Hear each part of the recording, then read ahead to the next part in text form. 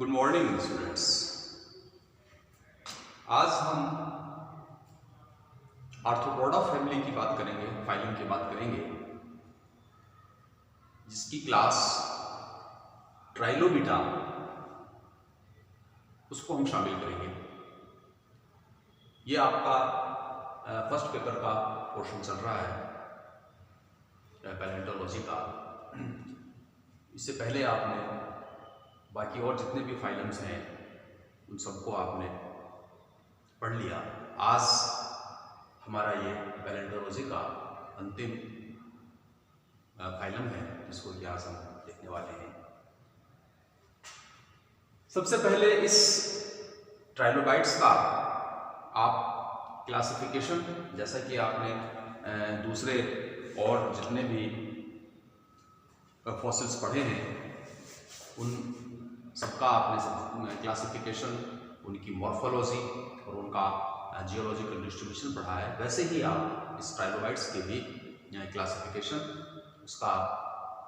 उसकी मॉर्फोलॉजी यानी उसकी शारीरिक जो आकारिकी है, रचना है उसके शरीर की, मुख्य उसके क्या भाग हैं उसके बारे में आप पढ़ेंगे। और फिर उसका जियोलॉजिकल डिस्ट्रीब्यूशन क्या रहा है कि वो कौन से पीरियड से वो आए, कब तक वे इस पृथ्वी पर बने रहे और कब वे विलुप्त हुए, एक्सटिंक्ट हुए। तो वो आप जियोलॉजिकल डिस्ट्रीब्यूशन में आप उसको देखेंगे। तो जब हम इसकी क्लासिफिकेशन की बात करेंगे तो कुछ ऐसे बेस हैं जिनके आधार पर आप उसको क्लासिफाई करते हैं। तो सबसे पहला जो इसका बेस है जिसके आधार पर आप उसको क्लासिफाई करेंगे वो है इसका फाइजीडियम और इसका जो हेड है उसके क्या लक्षण है। आप पहले ये आप जान लें कि इसकी जो मॉर्फोलॉजी है उसमें मुख्य रूप से या इनकी जो शारीरिक आकारिकी है शरीर की, उसको 3 भागों में आप बांट के फिर आप उसको पढ़ेंगे। तो जिसमें एक है उसका सबसे पहला हेड, इसको सेफ्लॉन भी कहते हैं। दूसरा जो पार्ट है इसका, इसके शरीर का प्रमुख, वो है थोरैक्स। और तीसरा जो पार्ट है इसका वो है फाइजीडियम।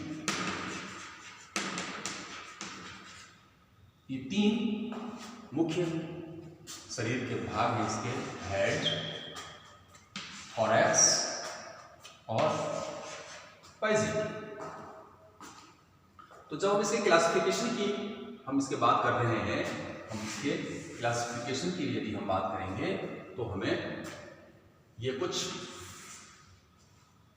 ऐसे कैरेक्टर्स हैं जिसको ध्यान में रख के इनको क्लासिफाई किया गया है।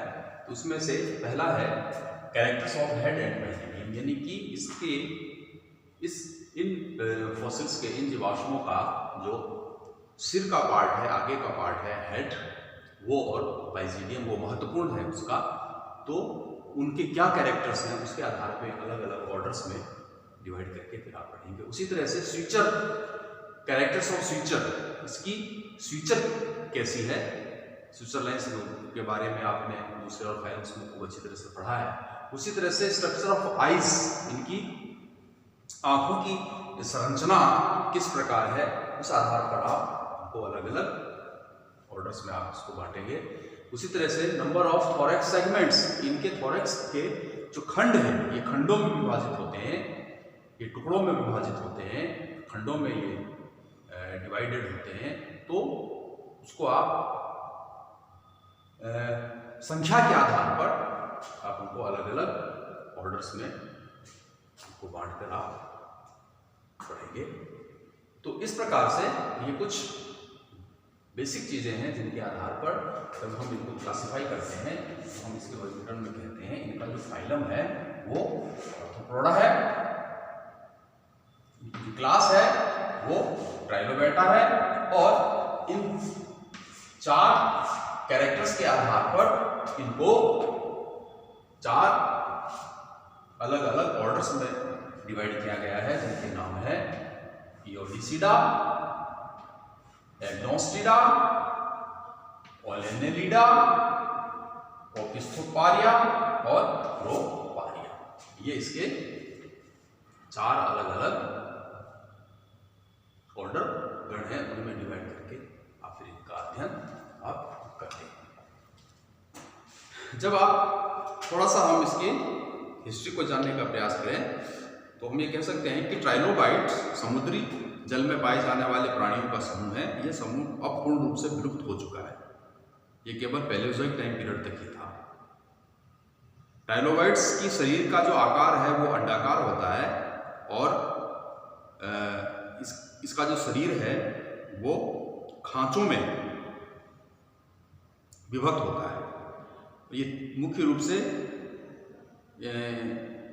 जो इसके खांच हैं वो 3 भागों में विभाजित होते हैं। मध्य भाग को हम एक्सियल लोब कहते हैं और दोनों बगल के जो भाग हैं उनको हम प्लूरल लोब या पार्श्वपाली भी इसको हम अब कहते हैं। और ये जो इनका जो एक्सोस्केलेटन यानी कि इनका जो बहिकंकाल है, जो कंकाल है इनका, वो काइटिन का बना होता है। और आप जानते हैं कि काइटिन जो है वो कैल्शियम कार्बोनेट और फॉस्फेट इन सब से मिलकर इनका शरीर बना होता है और ये अलग अलग खंडों में ये डिवाइड होते हैं। जैसा कि अभी हमने चर्चा की कि इनका शरीर 3 भागों में विभक्त होता है, हेड, थोरैक्स और पाइजिडियम। थोड़ा सा हम हेड के बारे में, थोड़ा थोरैक्स और थोड़ा सा पाइजिडियम के बारे में हम इसके जानने का प्रयास करते हैं। तो इसका जो हेड है, जिसको शीर्ष कहते हैं हिंदी में, वो सबसे अग्रभाग होता है इसके एक्सोस्केलेटन का, इसके कंकाल का। और ट्राइलोबाइट का ये सबसे महत्वपूर्ण अंग होता है। क्यों? क्योंकि विकास की जो विभिन्न अवस्थाएं हैं वो उसमें परिवर्तन इसी भाग में होता है और ये आकृति में अर्धवृत्ताकार या अर्ध दीर्घ वृत्ताकार, कभी कभी ये त्रिभुजाकार भी ये हो सकता है। और ये जो इसका जो अलग अलग जो आकार है इसका, ये ग्लोबेला भी ये कहलाते हैं। इसको हम स्थपनी या ग्लोबेला भी कहते हैं। और इस प्रकार का जो इनकी जो आकृति है इनके एक्सोस्केलेटन की, वो आप जैसे पैराडॉक्साइड है, इसका एक महत्वपूर्ण जीवाश्म है पैराडॉक्साइड। तो पैराडॉक्साइड से आप समझ सकते हैं कि पैराडॉक्साइड का जो शीर्ष है या जो हेड है वो अर्धदीर्घवृत्ताकार होता है। इसी तरह से इसका जो दूसरा भाग है मुख्य रूप से इसके शरीर का, वो थोरैक्स या वक्ष कहलाता है। ये बीच का भाग है जो अलग अलग कई सेगमेंट्स में, कई खंडों में ये बटा हुआ होता है। तो ट्राइलोबाइट्स प्राणी के विकास की प्रथम अवस्थाओं में ही जो वक्ष या थोरैक्स है के विकास के प्रायः सभी महत्वपूर्ण परिवर्तन हो चुके होते हैं। इसलिए ट्राइलोबाइट में वक्ष यानी थोरैक्स का अध्ययन अन्य भागों की अपेक्षा थोड़ा सा इसमें कम है, क्योंकि ये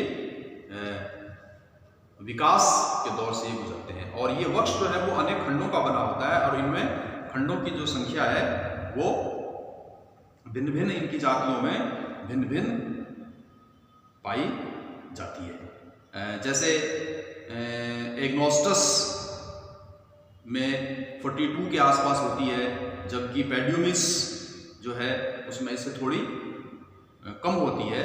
तो ये जो थोरैक्स है ये भी कई खंडों में ये बटा हुआ विभक्त ये होता है। इसी तरह से इसका तीसरा जो पार्ट है वो कहलाता है पाइजिडियम। पाइजीडियम कहलाता है। और ये पाइजीडियम ट्राइलोबाइट के वही कंकाल का तीसरा और अंतिम सबसे पीछे वाला भाग है जो त्रिकोणीय एवं अर्धगोलाकार होता है। यह वक्ष की तरह अनेक खंडों की बनी होती है और खंडों की संख्या इसमें भी 2 से लेके 20-21 तक पाई जा सकती है और ये एक दूसरे से दृढ़तापूर्वक संलग्न होते हैं और इस प्रकार वक्ष के खंडों की तरह एक दूसरे पर ये मूव नहीं कर सकते, ये सरक नहीं सकते। यदि हम इसके डायग्राम से यदि हम देखने का प्रयास करें ट्राइलोबाइट्स को, तो ट्राइलोबाइट्स जैसे जो सेगमेंट्स में बटा होता है, जो अलग अलग खंडों में बटा होता है और इसके मुख्य रूप से जो 2 इसके ऐसे जीवाश्म हैं जो जैसे पैराडॉक्साइट और कैलीमिन। तो आप देख सकते हैं कि पैराडॉक्साइट और कैलीमिन ये ऐसे किस प्रकार से ये सेगमेंट्स में खंडों में ये बटे हुए होते हैं। तो ये 2 मुख्य ट्राइलोबाइट्स के 2 मुख्य फॉसिल्स जो आप आगे देखेंगे पढ़ेंगे वो पैराडॉक्साइट और कैलीमिन इस नाम से ये जाने जाते हैं। हम इसके आगे डायग्राम बनाएंगे और इसको जानने का प्रयास करेंगे। इसी प्रकार इसका जब हम इसके जियोलॉजिकल डिस्ट्रीब्यूशन की बात करेंगे तो ये जो ट्राइलोबाइट्स हैं ये बहुत अच्छे इंडेक्स फॉसिल्स हैं, सूचक जीवाश्म हैं। क्यों? क्योंकि इनका ज्योग्राफिकल डिस्ट्रीब्यूशन तो वाइड होता है लेकिन जियोलॉजिकल डिस्ट्रीब्यूशन इनका जो है वो सीमित होता है, लिमिटेड होता है। इसीलिए ये एक अच्छे सूचक जीवाश्म या इंडेक्स फॉसिल्स कहलाते हैं और इनका विकास जो है वो पैलियोजोइक टाइम पीरियड्स तक ही इनका हुआ है, पैलियोजोइक टाइम पीरियड तक ही। तो ट्राइलोबाइट्स का भूवैज्ञानिक वितरण अत्यंत सीमित है, परंतु भौगोलिक दृष्टि से ये बहुत दूर दूर के क्षेत्रों में पाए जाते हैं और उपरोक्त गुणों के कारण ही ट्राइलोबाइट्स एक उत्तम सूचक जीवाश्म माने जाते हैं। इनका भूवैज्ञानिक वितरण केवल पैलियोजोइक तक ही सीमित है। सर्वप्रथम ये निम्न कैम्ब्रियन में पाए गए, निम्न कैम्ब्रियन में ही ये विकास की अग्रिम अवस्थाओं को दर्शाते हैं। इसलिए ऐसा अनुमान है कि ट्राइलोबाइट्स निम्न कैम्ब्रियन के पूर्व में ही अपने अस्तित्व में आ गए थे और निम्न कैम्ब्रियन के पूर्व जीवाश्मों के न पाए जाने के कारण इनमें बहिकंकाल की अनुपस्थिति हो सकती है और कैम्ब्रियन के अंतिम चरण तक ट्राइलोबाइट की सहस्त्रों जातियां उत्पन्न हो गई थी, परंतु ऑर्डिविशन टाइम आते आते इनका कम होना प्रारंभ हो गया था और पैलियोजोइक के अंत में पूर्व कुछ गिनी चुनी जातियां ही शेष रही थी और परमियन के अंत तक ट्राइलोबाइट्स जो है वो पूर्ण रूप से विलुप्त हो चुके थे।